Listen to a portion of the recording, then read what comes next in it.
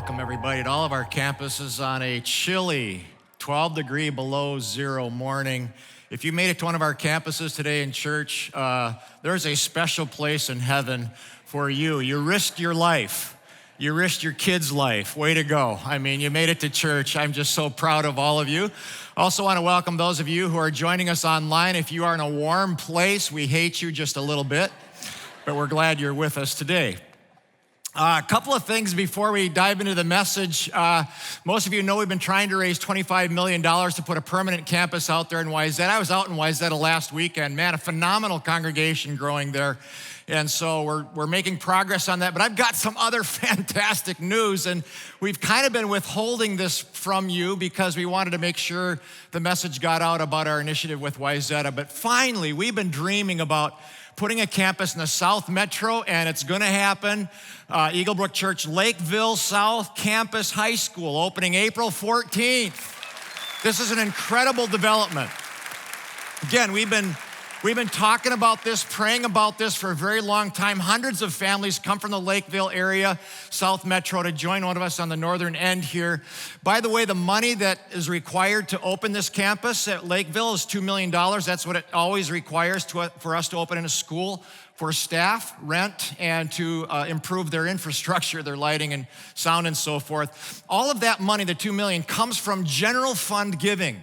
Those of you who tithe and give, I'm so proud of you for doing that. This is what your money goes to, reaching people in the South Metro, and there are a bunch of sinners down there. They need to be reached, so just way to go. Those of you who give and contribute to our church, just couldn't do it without you. And those who aren't giving, come on, get on board with what God is doing. That's just my gentle challenge to you today. So today is the last message in our series called Imperfect Together, because I don't know if you've noticed this, we're all imperfect. Nobody's imperfect. No one's perfect. That's important to know, because if you are looking for a perfect roommate, spouse, or friend, you'll be looking for a very long time. If you are looking for perfection, you'll bounce from friend to friend, job to job, spouse to spouse, because those people do not exist. Perfect people. The best relationships, I'm telling you, are not perfect. They are imperfect together. Today's message is called Build Character, because this is what I believe to the core of my being. You have got to have character to build great relationships. And by character, I mean honesty, integrity, and trust. You simply can't have thriving relationships with someone who is dishonest, lacks integrity, and can't be trusted. So several summers ago, I spent a few weeks near Bayfield, Wisconsin, writing a book, and it was near some of the best trout fishing along Lake Superior shore there. And the first day was a really long day of writing, so toward evening, I had this unstoppable urge to go fishing on the Cranberry River. The only problem was I didn't have my Wisconsin license yet, but I had this urge to go fishing. It's the same urge I get every single night for a brownie with vanilla ice cream. It's almost unstoppable. You got to do it. The stream was less than a mile from where I was staying, but the only place to get a fishing license was 8 miles the other way at the Fish Lips Bar in Cornucopia, Wisconsin. Fish Lips Bar, probably a 45-minute turnaround. I had planned to go into town the next day to get groceries and get my license then, so I thought, would the DNR really care if I made a few casts today, knowing they'd get my $60 tomorrow? So I suppressed my guilty conscience, drove up the Cranberry River Road without a license, and the dirt road wound around, and then I looked down in the valley, and there it was, this beautiful trout stream. And I was mesmerized, but as I was driving and gazing at the river, I got too close to the ditch. And it had been raining a lot that spring. It was muddied by rain, and I slid off, and I sunk my truck right up to the axles, hopelessly stuck, no cell phone. So I walked down this dirt road toward a small house, and these two big, enormous black dogs came running toward me, barking, teeth showing. And so I said, whoa, nice doggies. And I slowly made my way up to the porch, and I looked through the rickety screen door of this house.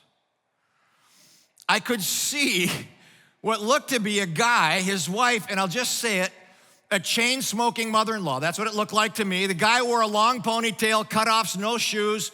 He had a couple of front teeth missing. And all three were watching NASCAR on this 60-inch flat-screen TV. It was a Sunday afternoon. Now, do you got the picture of this deal? I'm just telling you what it was like. When I explained my situation, the mother-in-law said in a raspy voice, "Good, some excitement." Evidently, I was gonna be their entertainment for the next hour. And so Dennis, the guy, said, "I have a truck out back, and if that don't work, I've got a tractor." I said, "Man, that'd be great." So he backed up to my truck, hooked it up with chains. We slung mud all over the place, but he yanked me out of that hole and saved me about $100. I said, "Man, thanks. Would you take a 20? Gave me a toothless grin and said, "Man, I'm always willing to take $20 from somebody." Now, that should have been enough to convince me to run into town, get my license, but open the back of my truck, and as I was getting my gear ready, the three of them were walking away when the mother-in-law stopped, turned and looked right at me and said, "Do you have a fishing license?" And I was stunned, because who does that? Why does she even care? And I said, well, everybody needs a fishing license. And as soon as I said it, I thought, that's brilliant. Here you are, a Christian pastor who just deceived a chain-smoking, NASCAR-watching redneck mother-in-law. And I don't know what it was, as if I had sinned plenty, that I thought, why not sin a little more? So I dropped down into the stream, stripped some line off my fly rod, made my first cast right into a low-hanging branch, and lost my fly. So technically, I hadn't gone fishing yet. So I tied on another fly, made a perfect cast, then another perfect cast. It was a perfect setting, perfect stream. And I wasn't enjoying a second of it. Then I lost a second fly, so at that point, I'd sunk my truck, lost $20, deceived a redneck mother-in-law, lost 2 flies, and caught no fish. And I thought, this just isn't right. And so I thought, I gotta make this right. So I left the stream, drove 8 miles to the Fish Lips bar, handed the lady my credit card, and she said, well, there's a $5 charge if you buy this with your credit card. That's great. Opened my wallet to pay cash. I had $57, $3 short of $60. So I'd sunk my truck, lost $20, deceived a redneck mother-in-law, lost 2 flies, caught no fish, and paid $65 for a $60 license. I mean, it just killed me. But with my license in hand, I drove back to the stream, dropped down into the river, and on the very first cast, I caught a 10-inch brook trout with gorgeous orange and red dots, and I stood there in the middle of the stream, and honestly, I felt the smile of God again. I caught 7 more trout after that, let each one go and dart back into their hiding places for another day. And I tell you that story because I've thought a lot about character since that day. And here's what I've concluded: that a person of high character is honest, consistent, and can be trusted. A person of low character is dishonest, inconsistent, and can't be trusted. And that day I failed. And what suffers the most, I'm telling you, what suffers the most when someone is dishonest are relationships. Because it's simply not possible to have low character and have good relationships. Gang, character is everything. So glad you're here today. So in the time we have left, I want to show you 3 ways that we all can build character. And the first way is this: be the same in private as you are in public. Be the same wherever you go. One of the questions we all ought to ask ourselves is, who am I when nobody's looking?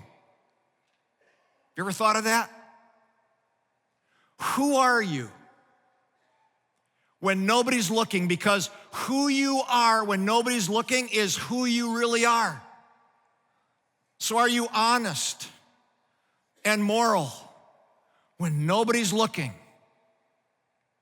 Or are you dishonest and immoral when you're alone on the internet, when nobody's looking?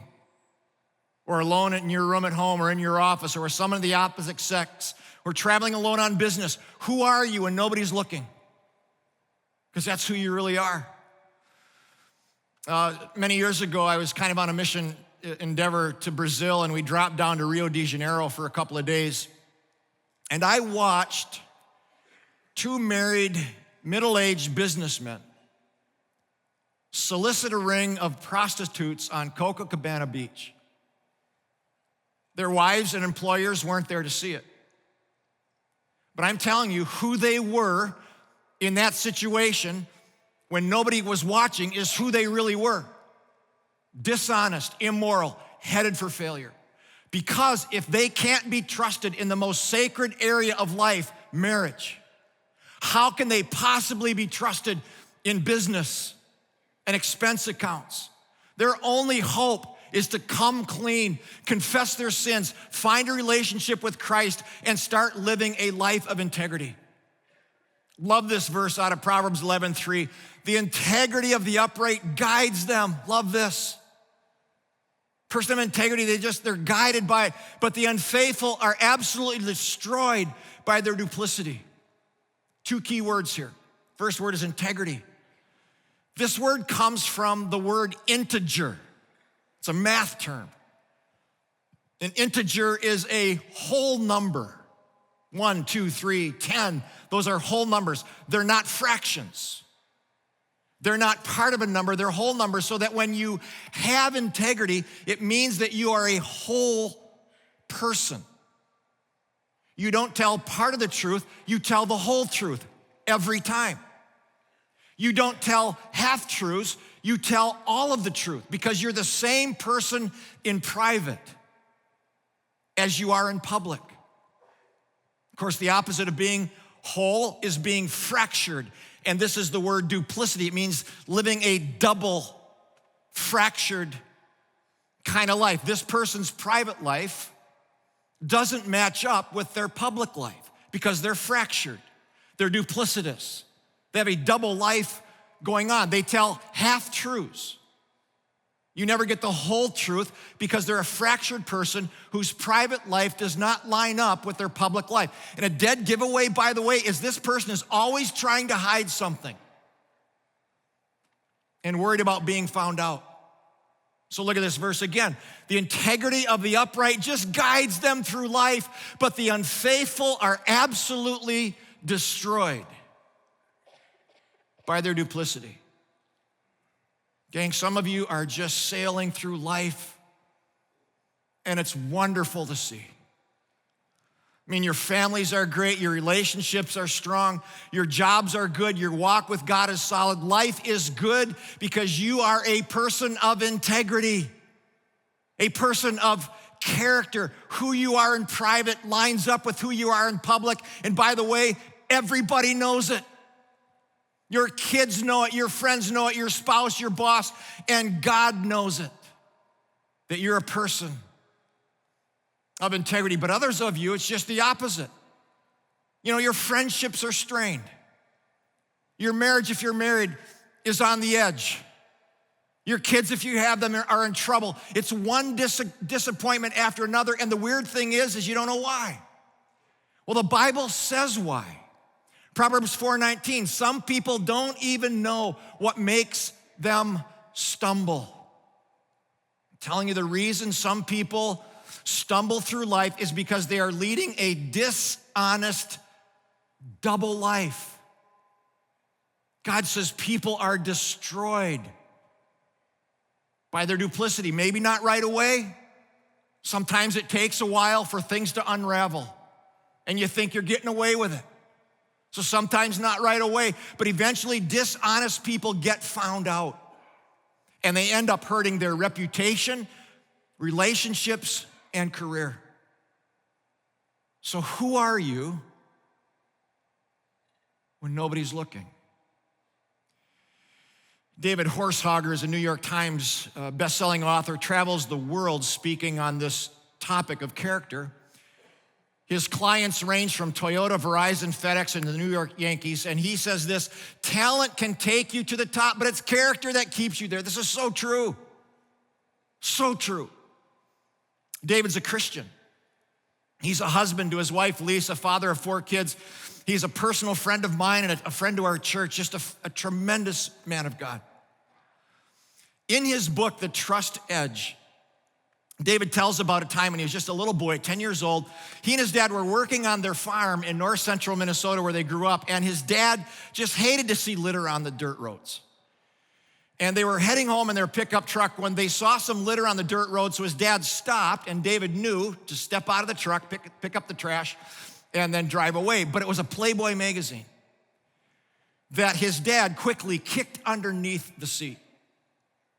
David had heard his dad talk many times about how pornography degrades women and how it'll absolutely ruin your relationship, especially with women. And David writes these words. He says, my dad said nothing about the magazine that day, but later I was in the house and my dad was out by our shop working on his tractor. He says, for whatever reason, I just stopped and watched from our window. My dad had no idea that I was watching. He thought he was completely out of sight, all alone.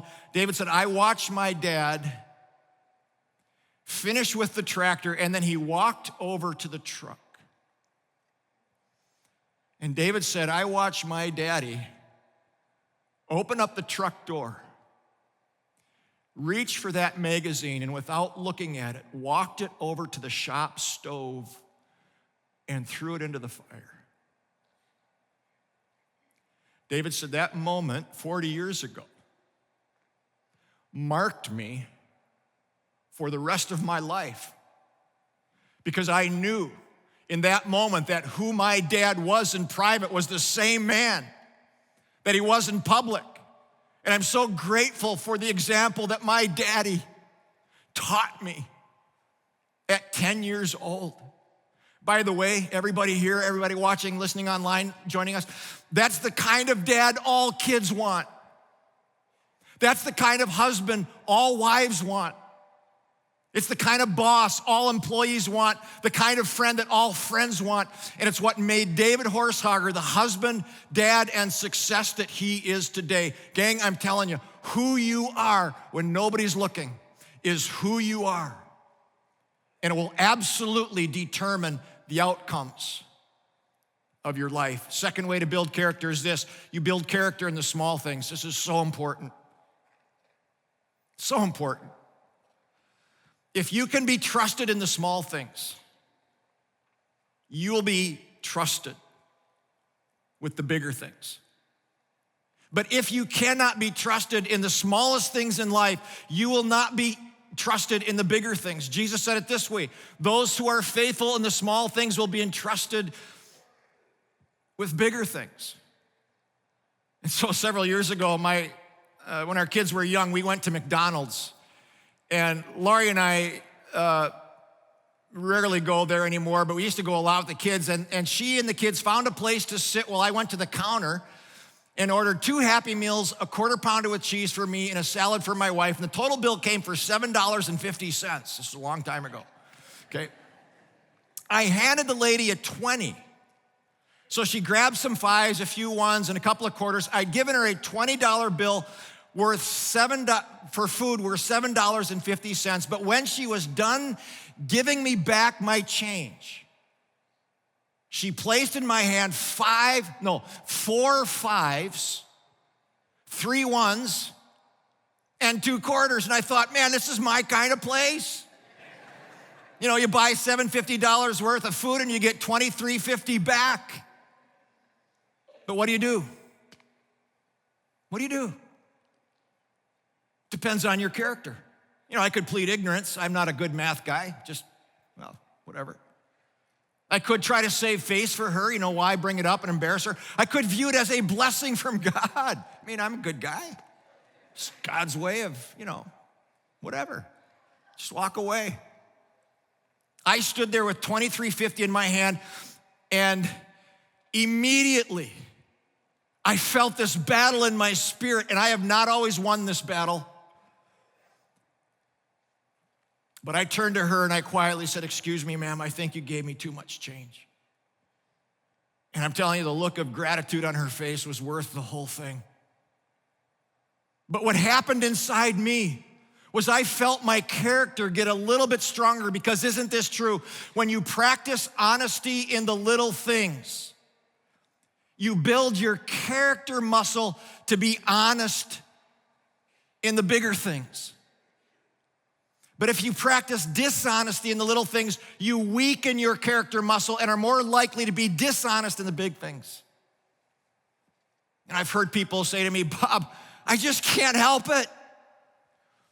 I've tried to control my anger. I've tried to stop lying, stop over drinking, stop viewing internet porn, stop going to men's clubs, but I just can't help it." You know what? And I want to be careful here. And I have empathy for that. But honestly, I just don't buy it. There is always something you can do. Take a step. Make a decision. Get some help from a counselor. There's always something you can do. People overcome their problems every single day. And you can too. Is it easy? It's never easy. But there is always something you can do. But if you make a decision today, start winning the small battles, step by step, little by little, your character will begin to change. So here's the question for every one of us, including me. What single one step can all of us take this week to build our character muscle just a little bit stronger? What can we all do? One little step to do that.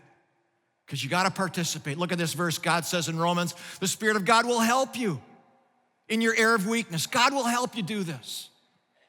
But we got to show up and participate in the effort of building our character. Finally, you got to become self-aware, so important, of your character cracks. Last person to see my character cracks is usually me. Everybody else can see them. I'm usually the last one to notice my flaws. Again, Proverbs says it well. It says some people don't even know what makes them stumble. It's very difficult to be aware of my own character flaws. But here's what people of high character do. They ask other people, "Hey, where could I improve? Where do I struggle? Where, is there an issue in my life that I could do better at and overcome?" And people of high character ask other people to weigh in. People of low character don't do that. What might it be for you today? Is it stealing? Is it lying? Is it laziness? Entitlement? Somebody owes me. Maybe it's just complaining all the time. I was on jury duty last week. You never want to be on jury duty, really. And so I said, "Hey, I'm a pastor. You don't want me. I believe in right and wrong. You don't want me. I'm telling you." But I wound up on a 4-day criminal trial. It was very disturbing, this case. The defendant was charged with 4 counts of assault, 1 count of aggravated assault on a 6-month-old baby. The father of the child stormed into a hotel lobby, and we, 12 jurors, watched surveillance video of this guy grabbing this woman's hair by the back and throwing her to the ground. The baby was in her arms, and the baby fractured her skull, and this guy just proceeded to beat this woman with a closed fist. And the baby, by the way, this was last September. The baby's okay, we found out. A hotel clerk tried to stop this guy. She got pummeled. A hotel guest tried to step in. He got assaulted. It's very violent. So for 4 days, we watched the video. We looked at photographs, heard testimony from eyewitnesses, 3 police officers, a trauma nurse, and a doctor from Children's Hospital. And I can tell you, the defendant was as defiant and unrepentant as could be. He showed no remorse, took no responsibility, because in his mind, everybody else in the room was the problem. The judge was the problem, we jurors were the problem, the clerk, eyewitnesses, lawyers, officers, physicians, the mother of the child. We all were the problem. Not his violence, not his lengthy rap sheet, not his fathering of multiple children with different women, not his assaults on a woman holding his 6-month baby whose skull was fractured. He wasn't the problem. We all were the problem. And I was so bothered and so determined to do the right thing for this mom and for this baby and for the innocent bystanders and frankly for this man himself, that I offered to be the foreman of the jury. Didn't want to do that. We found him guilty, but I signed my name to all 5 charges, sending this guy to prison for up to 3 to 6 years. I took no pleasure in that. If he would have just said, look, I'm sorry, I snapped, I was angry, maybe he would have gotten some mercy in sentence, but gang, he was unaware of his character cracks, because the deeper the cracks, the less aware we are of them. His flaws were so deep, so habitually, he actually thought he was right and everybody else was wrong. And now he's facing years of being cut off from his kids, family, friends, his freedom. He's isolated and alone, because that's what bad character does. It ruins relationships. When we are unaware of our character cracks, it always hurts relationships. And if those cracks are never addressed, you end up alone. Maybe not in a physical prison, but in a prison of isolation and regret. So these past 2 weeks, I've been reading in my devotions the book of Daniel in the Bible. Great book. I encourage all of you to read it. Daniel was in captivity, in a kind of a prison. But Daniel is a man of integrity and honesty, and he can be trusted. And so when the pagan king of Babylon, who had him in captivity, ordered everybody in the kingdom to follow the customs of their pagan gods, Daniel and his 3 friends refused to do it. They would not violate their integrity. They said, kill us if you want to, but we will never, ever serve your foreign gods. The king, King Belshazzar, threw a huge party one night for all his nobles, and they drank wine from the sacred goblets that they had stolen from the Jewish temple, the temple that Daniel and his 3 friends used to worship in. But during this drunken fest, a mysterious hand of God appeared and wrote some inscription on a wall. And it was in a foreign language, and the king couldn't understand what it was. No one could interpret it, but Daniel knew how to interpret it. So the king brought him up, said, will you interpret this inscription? And this is the words of Daniel to this king. Daniel looked at this king Belshazzar and said, you have set yourself against the God of heaven. You drank from the sacred cups and praised the gods of silver and bronze, but you did not honor the God who holds your life in his hands. Therefore, God has numbered your days, O king, and brought them to an end. And the Bible says that very night, King Belshazzar was slain, and Darius the Mede took over the kingdom. And at the bottom of this passage in my Bible, I wrote these words, slowly, then suddenly. So true. Oftentimes we think, no big deal. I can get away with this. Kind of live our lives, but slowly and surely, and then suddenly something ends. Something breaks. Financial trouble isn't usually immediate. Usually happens slowly, month after month, year after year of credit card debt, overspending, and then boom, suddenly you're in trouble. Marriage failure isn't usually immediate, happens slowly, month after month, year after year of neglect, verbal shots, not paying attention, and then boom, the divorce papers show up, and you're broken. People say to me, Bob, I never saw it coming.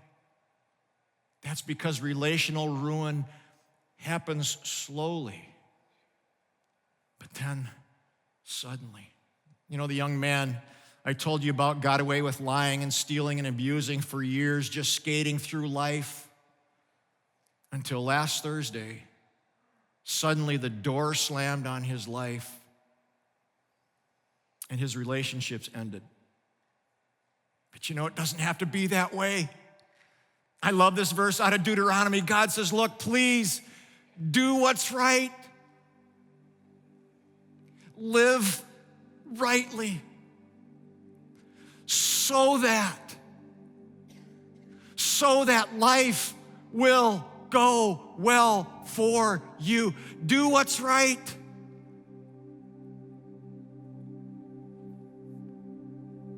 I've told you so many times, this is God's desire for your life. It's my desire for your life. Gang, I love you. I want your relationships to go well. God wants them to go well. And if you've blown it, and we all blow it in some way, start to rebuild today. It's not too late. Make a decision today. Take a step, because it's never too late to turn your life around. Give yourself time and grace, and the Spirit of God will help you. In your area of weakness, He will. You can do this. Start living rightly so that it'll go well for you. By the way, for those of you for whom life is going well, I just want to say, way to go. Stand strong. Stay humble. Be the same person in private as you are in public. Win the small battles all the time, and be aware of your character cracks, because, gang, everybody in your life is counting on you to be a person of character who doesn't waver. If you're a dad here, your son and daughter is counting on you to be a person of character who doesn't waver. If you're a mom, your kids are depending on you to live a life of integrity, the same person in private as you are in public. If you're a classmate of people, live rightly before your classmates. Be the only one to stand up and stay strong. Your classmates are counting on you to be a person of strength and character. Will you do it? There are so few people in this world that are people of character, and I'm so proud of those of you who are standing strong on God's truth. Way to go. I pray for you. I just thank you for being the kind of person you are. For those of you who have some real work to do, man, lean into it. Lean into it. Hope you've enjoyed this series. It's been good for me to wade through this material. I always speak the messages to myself first. It's really a message to me. And if you want to listen in on occasion, that's great. Hey, don't miss next series coming up. It's called Holy Wow. Out of the book of John. John is a fantastic book. Begins next week. Holy Wow. You're not going to want to miss that. Let's stand for closing prayer at all of our campuses, and those online join us as well. So God, thank you so much that you are a God of mercy and grace and patience, because we all blow it.